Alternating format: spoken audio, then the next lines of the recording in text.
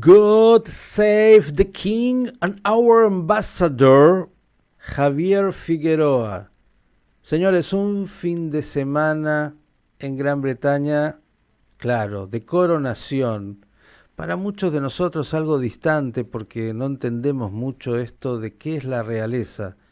Quien a esta altura debe entender bastante es el señor embajador de la Argentina en Gran Bretaña, y quiero, además de saludarlo, y aprovecho para agradecerle porque ha tenido en su momento y también ahora una enorme gentileza con quien habla y con Radio High. Querido embajador, ¿cómo le va? Buenas tardes para usted. ¿Qué tal, Miguel? Un gustazo escucharte. ¿Cómo andás? Muy bien acá. Hoy feriado, es uno de el feriado que, digamos, que se ha decretado por la coronación. Así es como el tercer día así de festejos, por así decirlo aquí. Hay que pasar la resaca. Bueno, no tanto, no tanto. Sí, la verdad que ha sido una enorme, digamos, una enorme fiesta acá. Por supuesto que no es solo en Argentina. Vos decías que no se entendía o que no se puede entender la monarquía.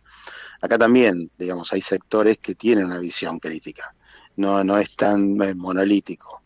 Y tampoco es tan, digamos, si se quiere, digamos, la visión positiva que se tiene del monarca actual comparado con la reina, por ejemplo. Y también ha sido distinto un poco, creo yo, la sensación que era dominante en el momento, por ejemplo, de las exequias de la reina, donde sí había una sensación así como de dolor o de profunda emoción. Ahora es más, ha sido un poco más de espectáculo, si se quiere, alegría para los monárquicos, pero digamos, la sensación era completamente distinta.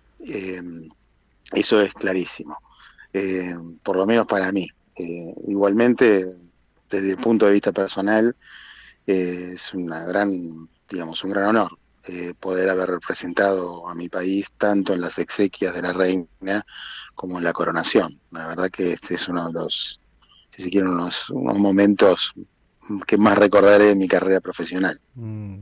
Sin duda la reina de alguna manera era el símbolo, ¿no?, de esa monarquía de 1000 años por un lado, y también de una figura que fue tan importante durante las guerras y bueno, y en los momentos críticos. Y el rey Carlos, hay que decirlo así, esperó, bueno, lo suyo, ¿no? A los 74 años se puede iniciar un trabajo, como alguien dice, aunque ya venía trabajando. Y claro, una monarquía que tiene muchos aspectos, ¿no? A ver si, Javier, nos ayudas a entender qué es lo que es la monarquía para los ingleses, más allá, como dices, de que no hay una visión monolítica respecto de quienes la acompañan y creen que es tan importante, y otros que son bastante más críticos. ¿Qué significa monarquía en Gran Bretaña en particular? Mira, en Gran Bretaña y en otros países este es un sistema, una monarquía constitucional. O sea, la monarquía es un símbolo del país, de la historia, de la continuidad, del reino. Uh -huh. Un reino que obviamente hoy está de alguna manera puesto en discusión, la continuidad de la monarquía, la continuidad de, porque no solamente es el rey de Gran Bretaña, Irlanda del Norte, Gales y Escocia, sino también hay otras 15 naciones que tienen al rey, también como una manera inclusive simbólica, como jefe de Estado. Uh -huh. En muchos de estos países hay también una discusión respecto de la continuidad, esta digo, simbólica del rey como jefe de Estado. La semana pasada Belice directamente dijeron que en corto plazo ellos pensaban avanzar hacia una democracia Uh -huh. plena, o sea, en el sentido de dejar de lado esta representación. Uh -huh. O, por ejemplo, en Jamaica también hay una discusión similar. En Australia, el primer ministro es un republicano, aunque recientemente dijo que no quería reabrir este debate en este momento. Pero es como dije, el rey no gobierna, ¿no? Es como digo, es un Canadá, símbolo. Canadá. No puede, de ninguna manera puede expresar opiniones políticas o en temas que puedan ser polémicos. Uh -huh. El rey, por ejemplo, ha tenido una larga militancia en temas ambientales, o en temas que tenían que ver con el urbanismo, con rescatar cierta tradición británica de ciertos tipos de arquitectura. Él ahora no puede hacer declaraciones en ese sentido. Ujú. Eh, Porque no puede. O sea, toda declaración del rey, si es una declaración pública, por ejemplo, el rey todos los años abre el Parlamento. Al abrir el Parlamento, él lee el programa de gobierno. Ujú. Ese programa de gobierno, esas leyes que van a pasar por el Parlamento, obviamente, él dice mi gobierno, mi rey, pero es, digamos, es el oficialismo de turno que le pone ahí el programa legislativo del año. Ujú. Y es una figura, si se quiere, importante en términos culturales. Acá nadie puede negar la presencia de lo que es la monarquía. Eso es un hecho. Ujú. Eso independientemente que encuestas dicen, por ejemplo, que, a ver, solo 3 de cada 10 británicos consideran que es muy importante la monarquía. Ujú. O sea que eso, comparado, no sé, cuando asumió la reina, Isabel II, es una diferencia abismal. La situación es totalmente distinta. Ujú. Cuando la reina asumió, el Reino Unido salía de la Segunda Guerra Mundial, había cartas de racionamiento, estaba en duda un poco el rol del Reino Unido en el mundo, de alguna manera se creó el Commonwealth, Ujú. estaba el Imperio Británico que se había disuelto. Hoy es un escenario totalmente distinto. Y el Reino Unido es un país totalmente distinto, inclusive distinto hace 10 años atrás. O sea, el Brexit ha cambiado muchísimo. Este es un país que está en cambio, digamos, muy importante, que muchas veces de afuera no se aprecia cuánto ha cambiado el país. Ujú. Yo es mi segundo destino aquí en Londres. Yo estuve acá yo soy diplomático de carrera y mi primer destino como secretario fui aquí en Londres en la década del 90, fin de la década del 90. Y uno ve las diferencias, claramente ve las diferencias, eh, que muchas veces, como dije, de Buenos Aires o de otras capitales no se aprecian. Uno tiene una imagen de lo británico que no es la realidad. Mm. Eh, por ejemplo, más de la mitad del gabinete británico no son británicos blancos. O sea, el primer ministro es de segunda generación hindú. Ujú. Eh, Hay otros miembros en el gabinete que también son segundas generaciones de inmigrantes.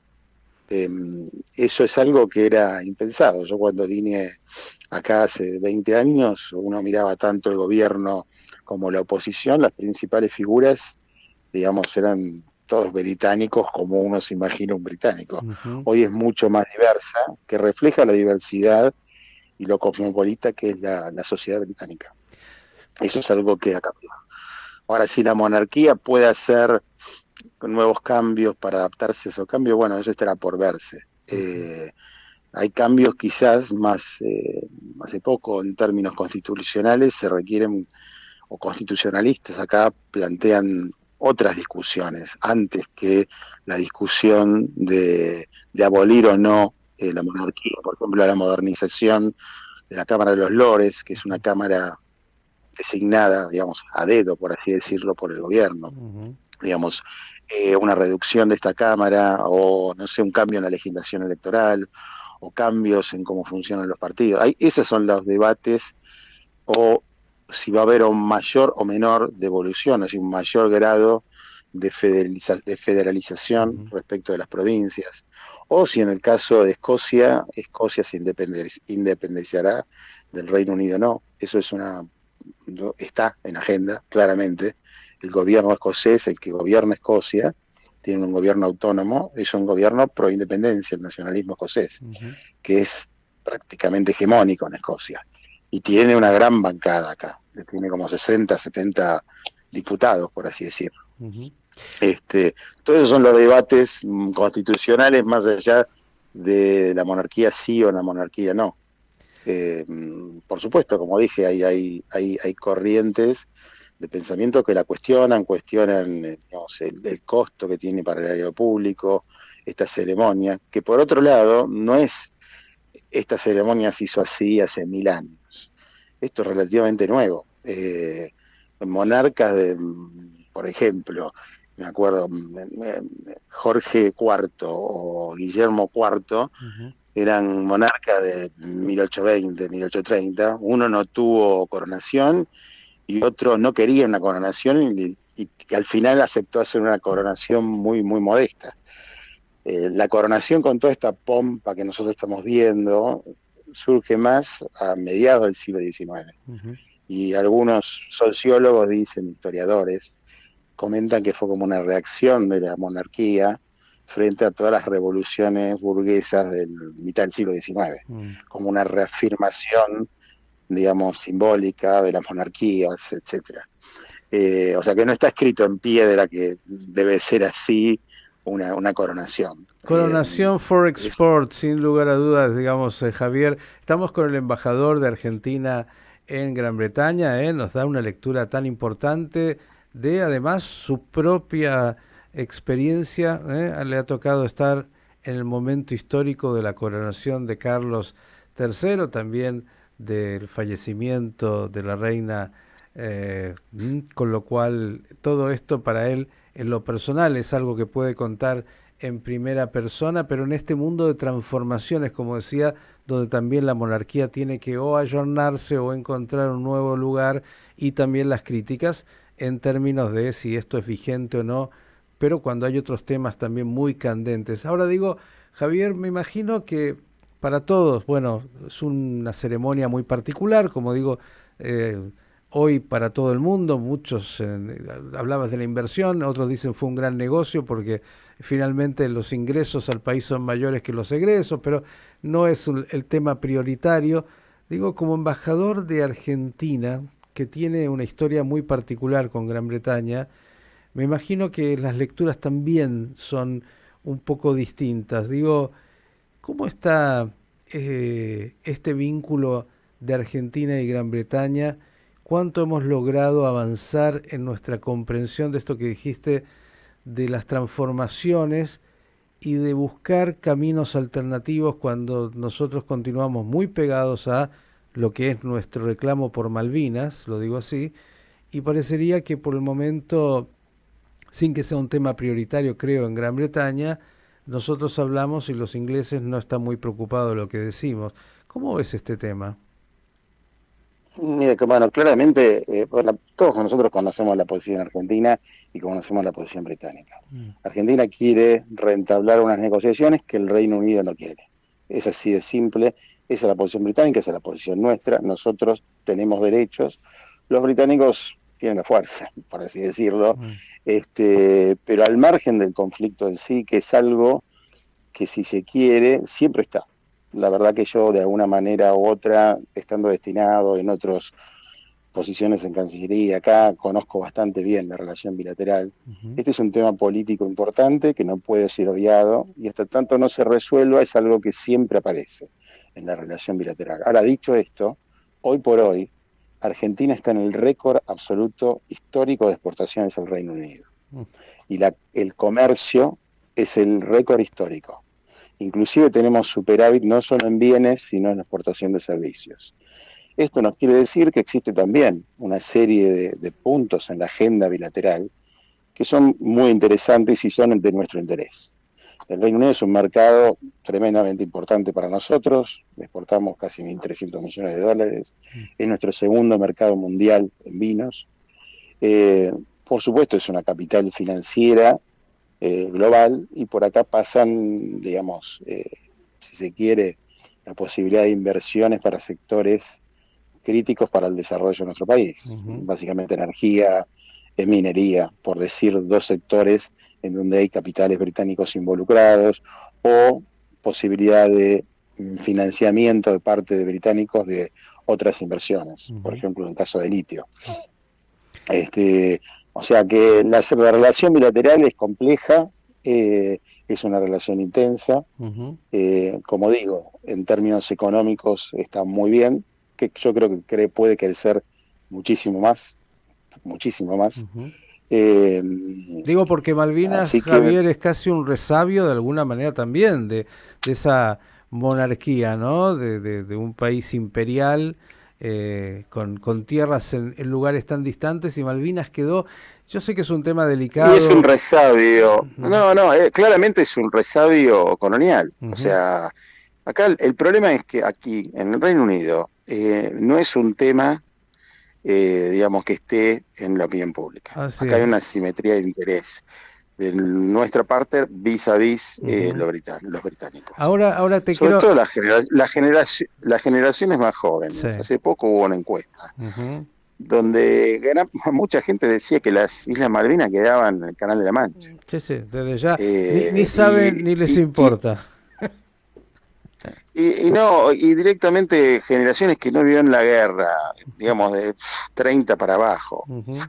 por decirlo, 40 para abajo, ni tienen noción de lo que fue la guerra, Yo no quiero ni noción. llevarte, yo sé que sos embajador, no quiero llevarte a un plano complejo, pero voy a formularlo por lo menos retóricamente y podrás hacer un ni si quieres. Digo, como lo estás diciendo, en Gran Bretaña, aquellos que hemos pasado, no es un tema, no está, es mucho más el gol con la mano de Maradona que las Malvinas, lo digo así, eh, no está en la agenda, no están las preocupaciones.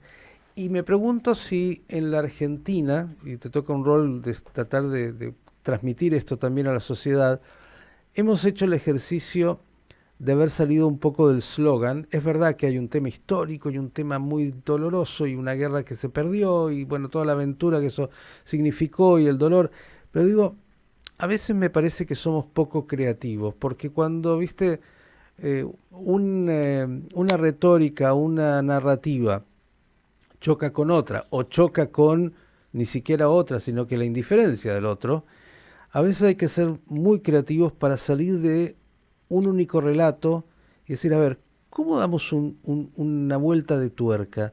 Digo, los isleños Mira, no van a yo lo que desaparecer. creo, yo lo que creo que claramente existe una disputa de soberanía, que Ujú, nosotros nos asiste la razón. ujú, Existe, como digo, una simetría de interés, una simetría de poder, ujú, pero esto no es fatal. La verdad que uno tiene que tener una perspectiva histórica. Argentina durante más de 15 años negoció con los británicos la soberanía. Y ujú, hubo propuestas británicas para precisamente o ceder o soberanía compartida, etcétera. Uno en la historia, uno tiene la visión corta, a veces, muchas veces, tu propia mm, vida o lo que uno recuerda. ujú, El conflicto de Malvinas es muy viejo, ni siquiera arrancó en 1833. Empezó por un conflicto de disputa de potencias coloniales por un territorio ahí insular. O sea que esto es una larga historia. Yo ujú, recuerdo que cuando empecé a trabajar en Cancillería, tuve una entrevista acompañando al entonces canciller, que era de Itela, con un experto japonés eh, sobre las Islas Kuriles, que es un caso similar que tienen los japoneses con los rusos. Existe ujú, una ocupación de Rusia en la Segunda Guerra Mundial, los tipos dijeron, bueno, acá no se discute más y se acabó. Y en ese momento me acuerdo que el canciller Ditela le pregunta a este experto, le dice, ¿y cuál es su estrategia? ujú, Porque en ese momento no había diálogo, no, de hecho hay poco avance ahí, y el tipo dijo algo que a mí me quedó. Me dijo, nuestra estrategia es coherencia y paciencia. Cuando uno tiene un conflicto como este, ujú, uno tiene que esperar, y tiene que esperar fortaleciendo su posición. Porque la verdad nadie en historia puede prever cómo va a evolucionar. O mm. sea, la política es habitualmente el campo de los cisnes negros. La política internacional es un criadero de cisnes negros. Nadie hace 2 años, hace 4 años nadie imaginó ni previó la pandemia, no previó la guerra en Ucrania. Por poner otros ejemplos históricos así tremendos, nadie imaginó la caída del Shah de Irán, Ujú. nadie imaginó la revolución cubana 2 años antes. O sea, los eventos son muchas veces incontrolables, impensados. Mm, O sea, lo que hay que hacer es cuando uno tiene un conflicto, tiene que mantener la coherencia en sus posiciones, tiene que esperar, tiene que ver cuáles son sus intereses. Nuestros intereses con el Reino Unido son complejos, diversos, algunos pasan por Atlántico Sur, otros no pasan por ujú, Atlántico Sur. Claramente es un tema que complica, siempre ha complicado. desde que ingresé, como dije, desde que ingresé a Cancillería, de algún modo u otro, estuve vinculado a la política bilateral con el Reino Unido o Por a eso Atlántico Sur, tenemos un embajador en y Gran eso es un, Bretaña que la tiene clara, que entiende que los temas, como has dicho, son complejos, son dinámicos. Hay que ser a veces, bueno, no solo pacientes, sino ojalá más creativos. Pero eso es un tema, el tema de Malvinas apasionante, que obviamente estás ahí, que siempre está en la agenda, pero por otro lado dijiste, tenemos un comercio enorme, posibilidades enormes que estamos desarrollando y se pueden potenciar. Javier, agradeciendo, quiero la última, una fotografía personal, porque tuviste que disfrazar, no, perdón, tuviste que engalanarte especialmente para esta coronación. ¿Algún momento tuyo personal que te haya marcado de este fin de semana, hoy todavía en este día feriado agregado en Gran Bretaña por la coronación del rey Carlos III? mirá, un momento que realmente para mí fue, obviamente uno saluda a la familia real, es un saludo formal, pero algo que la verdad voy a recordar siempre fue una conversación que mantuve con el presidente Lula, eh, que estaba aquí. Eh, y me lo crucé con él en una recepción y la verdad que estuvimos hablando un rato y fue, digamos, para mí, digamos, que me gusta la política internacional y que aparte tengo una gran admiración por Lula, un momento increíble. Y después también, como me gusta la política, también estuve charlando un rato largo con el líder de la oposición aquí del laborismo, que son esas cosas que te dan esas recepciones donde está todo el mundo. Uno aprovecha también para tener conversaciones con gente que por ahí uno no habitualmente no la ve. No es que yo lo veo a Lula todos los días. Así que, bueno, Como dicen los que saben, lo importante pasa en los pasillos. a veces sí, a veces sí. Querido Javier, otra vez agradecerte enormemente por este ratito que nos has dado, además en un día de feriado ahí donde se puede un poco tener una agenda distinta y agradecerte enormemente por la calidez. Debo decirle a los que nos están escuchando que el embajador con su familia, con su esposa, también de carrera diplomática, tiene una embajada de puertas abiertas, de una calidez enorme para aquellos que llegan ahí y como él ha dicho, yo quiero además aprovechar esto, hay mucho para hacer con Gran Bretaña, más allá de Malvinas, para seguir haciendo que crezca el vínculo bilateral en un país que es sin duda, bueno, uno de los grandes países del corazón de Europa. Javier, gracias por estos minutos y bueno, todavía te quedarán algunas ceremonias, no tengo duda, pero lo que decíamos, a los 74 se puede empezar de vuelta con otro trabajo, así que hay que ver la parte buena Bueno, del tema. es una buena. Bueno, fíjate que el Papa también empezó a más o menos esa, así que ¿Viste? nunca hay que perder las esperanzas. Estamos a tiempo ¿Eh? de ir a lo más importante. Un abrazo enorme. Un abrazo, un abrazo. El Chao, chao. embajador Javier Figueroa, embajador de la Argentina en Gran Bretaña, hablándonos un poco de la coronación, pero mucho más, muchos temas que nos ha dejado para pensar que de eso se trata.